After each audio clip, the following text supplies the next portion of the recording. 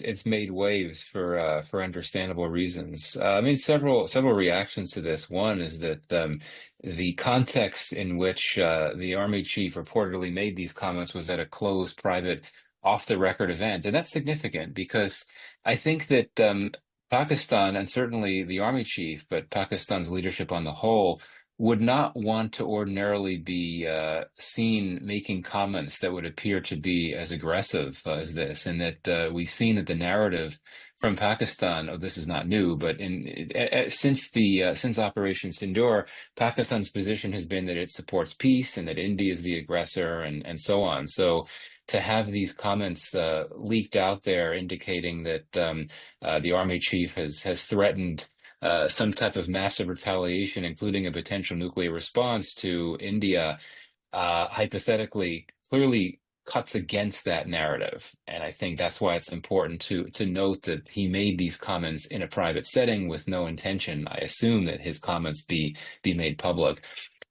Two other quick observations on this. One is that he was making these threats in the context of India's decision to hold the Indus Waters Treaty in abeyance, and in response to the possibility that India decides to build a dam following that decision. And I think in that sense, for the army chief to make a statement as strong as that and to issue that type of threat, I think it reflects just how concerned Pakistanis are across the board, including at the very top, about India's decision to hold the Indus Waters Treaty in abeyance. And it says something about just how concerned Pakistanis across the board are about that decision, which, of course, was one of a number of what I would describe as non-military punitive steps taken by India after the Pahalgam attack.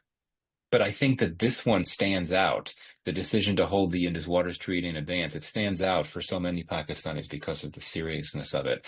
And the second point I'll make, of course, we're going by what comments were leaked out to the Indian media.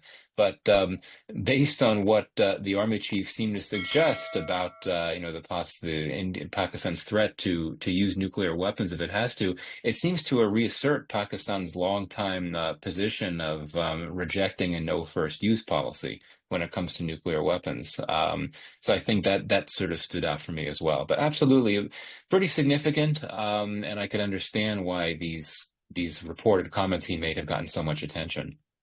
Because India also made the statement in response to that, and they said India has already made it clear that it will not give in to the nuclear blackmail. Your response to your observation to the Indian state? Well, I think it was a predictable response. I think that India had to respond in some way, given how strong the comments were and the timing and who made them and so forth. And the response indicating that India won't give in to nuclear blackmail in Pakistan. I mean, this is of course the same message that we heard from Prime Minister Modi in a speech that he made soon after the conflict ended, when he was laying out what one could describe as a new doctrine. He made that statement as well. So I think that for India, it's important to not to just let this go and to put out its position that it won't be intimidated, and a response along those lines. Talking about the trade, India and US, Donald Trump did raise 25% extra on the trade, the tariff which he earlier announced. What kind of implication do you think, and what's your observation regarding that? Well, yeah, I mean, it's quite striking that India, which is in principle a close partner of the U.S., was saddled with some of the highest tariffs of any country. India's neighbors, Bangladesh, Pakistan, and a few neighbors further afield in Southeast Asia had significantly lower tariffs. And I think that's significant for India's economic interests in the sense that, those countries, Bangladesh, Pakistan, Vietnam, for that matter, these are all countries that are competitors with India when it comes to textile exports.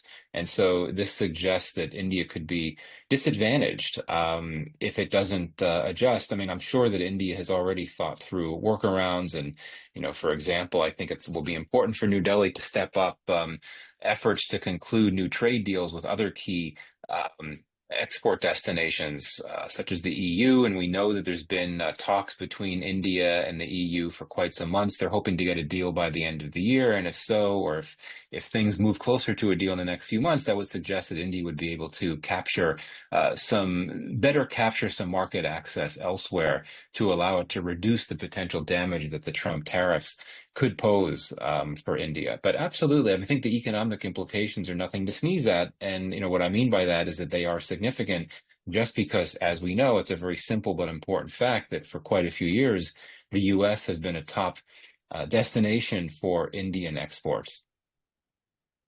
This brings me to the last question. Trump is about to meet President Putin of Russia. And what kind of messaging, how do you look at the meeting, first of all? And second, what kind of impact it can have for the relations, and what kind of impact it can have for relations with India as well? Because the tariffs were imposed because, according to President Trump, India bought fuel from Russia. So do you think it will iron out the tariffs, the implication of that? Yeah, I think there's a very strong link potentially between this upcoming meeting between Trump and Putin and India's U.S. tariff situation. And I think this is really what appears to be the last-ditch effort made by President Trump to get Putin to agree to stop fighting, or at least to agree to a ceasefire.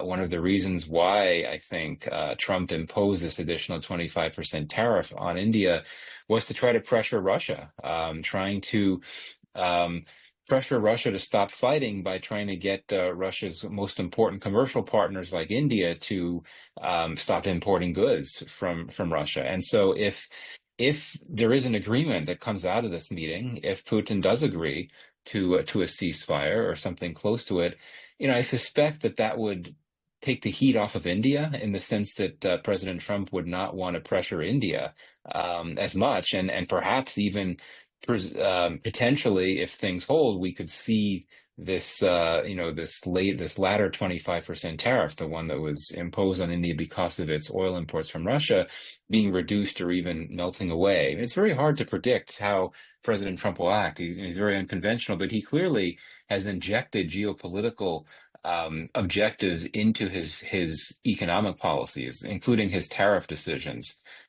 So that's why I think that we do need to watch very carefully how these talks go between Trump and Putin. And if there is an outcome that leads to a ceasefire, I think that would benefit India across the board, not just in terms of its economic interests, but I think it's very clear that India has been calling for the war to wind down for quite some time.